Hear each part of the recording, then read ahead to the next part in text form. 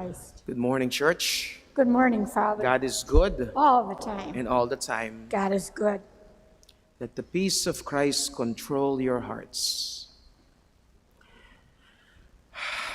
I needed to breathe just after reading this such challenging gospel today and such apropos gospel. What were you feeling when you were hearing the words of Jesus today?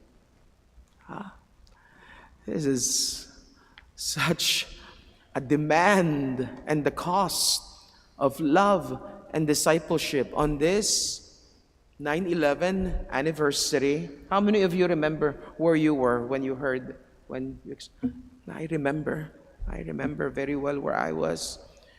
And you know of that assassination yesterday that has rocked our country.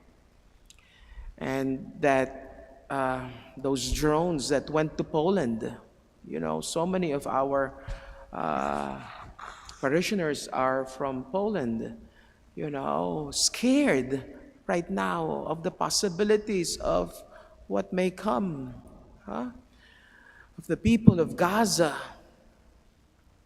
the people of Ukraine.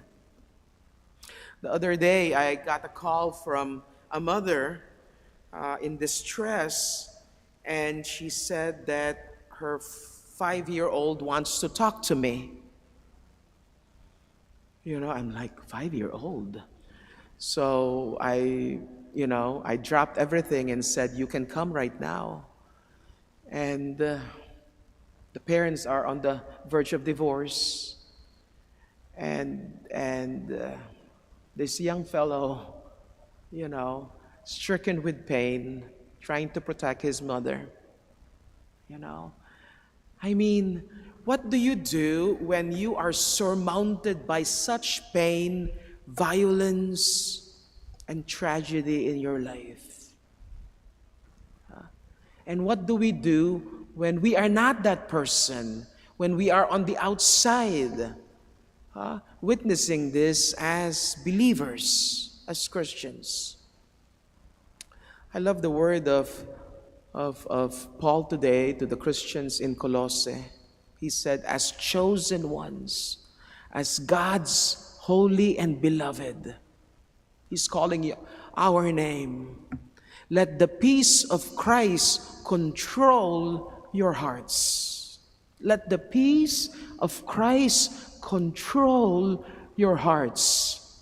That is such a command from Paul. And we are not saying our peace, because oftentimes we try to go to a situation trying to bring something that is not of our own. No wonder we too are troubled. We too are surmounted by pain. He is saying the peace of Christ. The peace of Christ. Church, how do you do this?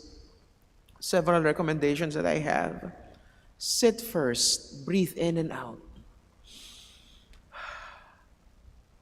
Pray.